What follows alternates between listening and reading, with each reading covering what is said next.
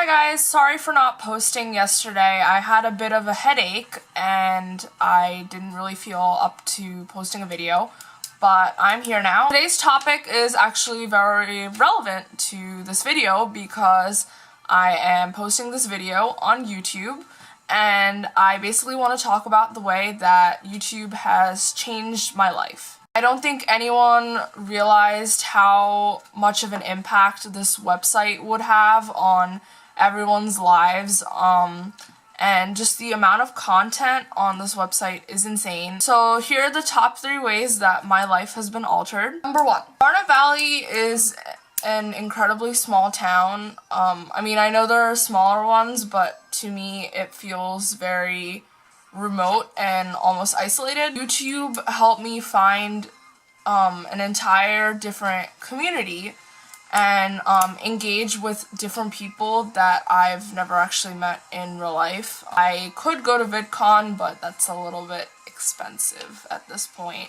because I'm going to be a broke college student. I never thought that I would be able to find so many role models that I actually look up to.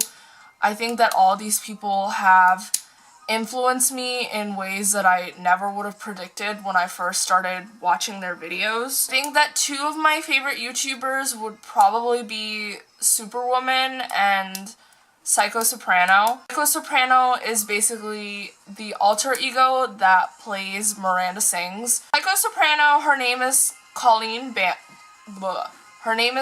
Ballinger. She influenced me because she has a really positive energy about her, and I think that I can really take away from that. Sometimes I have rough days, but it really helps to see someone who's always happy and positive. And Superwoman has had the exact same effect on me, maybe even more, because she's actually an Indian YouTuber. I have never really met a lot of Indian girls that I can personally relate to, and it was really nice to see somebody of my own race representing. Whenever I have good days, I watch their videos.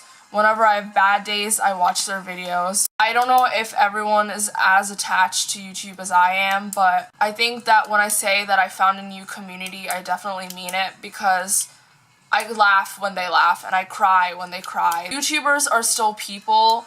I have seen some YouTubers share some of their rough milestones with me, and I know that I definitely tear up with them. I don't know if everyone understands that because it's like you've never met them in real life, but there's definitely a commitment involved in sitting down and watching someone's videos every week, and I think that there's definitely an attachment between the YouTuber and the audience. So I can definitely say that I found different people of different shapes, body sizes, gender, just extreme diversity, but that I can all relate to at the same time. Number 2. YouTube has also changed my life because it introduced me to a completely different form of self-expression. Before, I was always a writer and I got my thoughts out on paper, and of course I still do that, but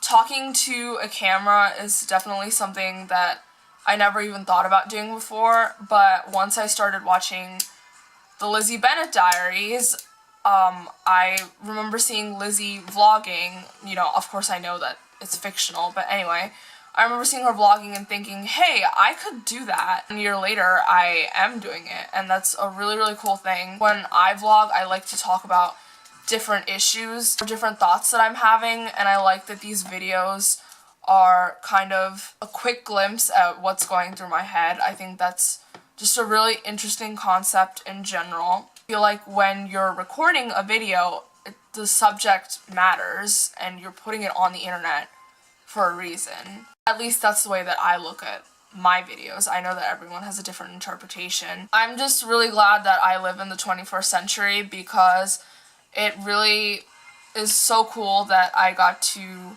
jump on the bandwagon and experiment with a completely new way of communicating. It's really cool that we're using technology in all sorts of different ways to still get our point across. I think that we can definitely see the evolution of how we communicate with each other throughout history, and right now it's vlogging, and I just think that's really cool that I got to be a part of this grand experiment.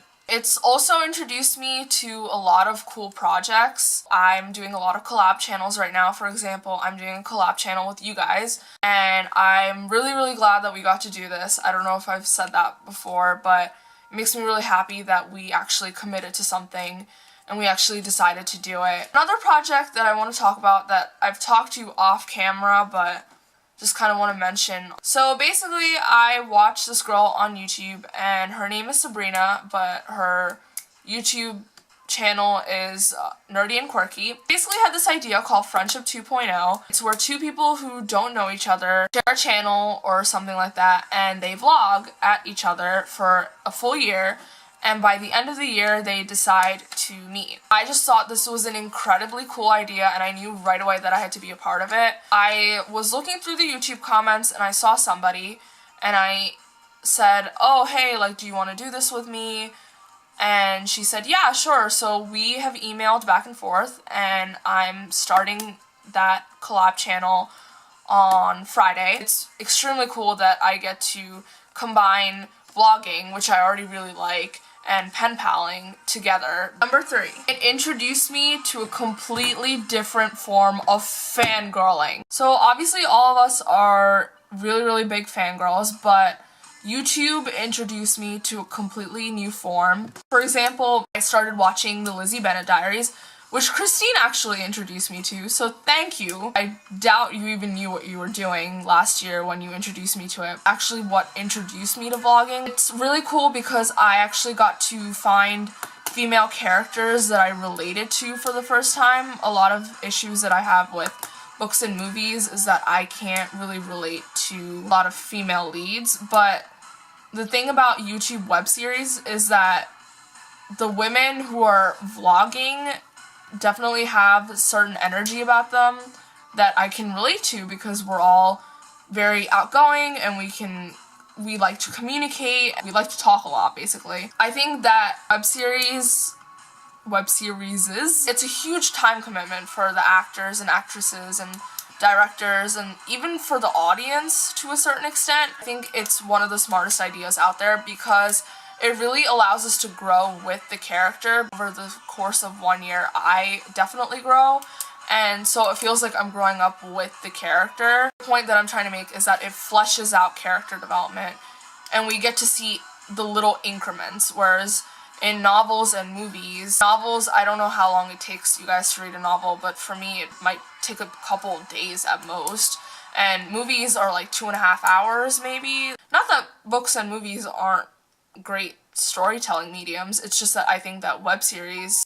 are very realistic. It allows us to just understand the story better. It also allows for more content. Most YouTube series that I watch, they upload twice a week. Basically, you're getting maybe 4 minutes per video. I mean, if they're generous, it's like 7 minutes. It keeps the audience engaged because you're only getting little snippets, but at the same time, when you add it up at the end of the year, you're getting like 10 hours of footage. A lot of YouTube channels that I watch are modern day adaptations. It actually allows us to see how old pieces of literature are technically timeless and that they can never truly die. I'm just going to talk about really quickly some of my favorite modern day adaptions. Of course, I love the Lizzie Bennet Diaries. I think I've mentioned that in my last video too. They also did another Jane Austen adaptation, which is Emma Approved. They just started Frankenstein MD, which is a modern day adaptation of Frankenstein.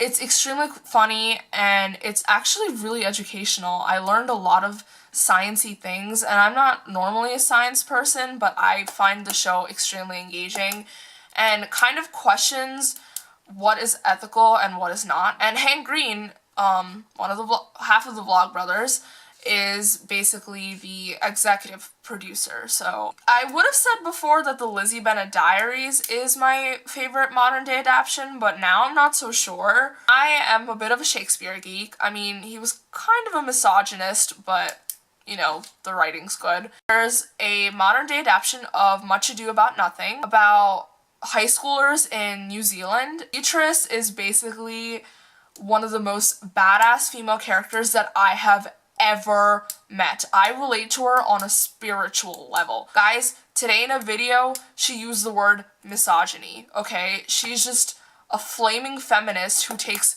no crap. Anyway, I think this video ended up being really long, and I'm really sorry. These are basically 3 ways that YouTube has changed my life and made me a better person.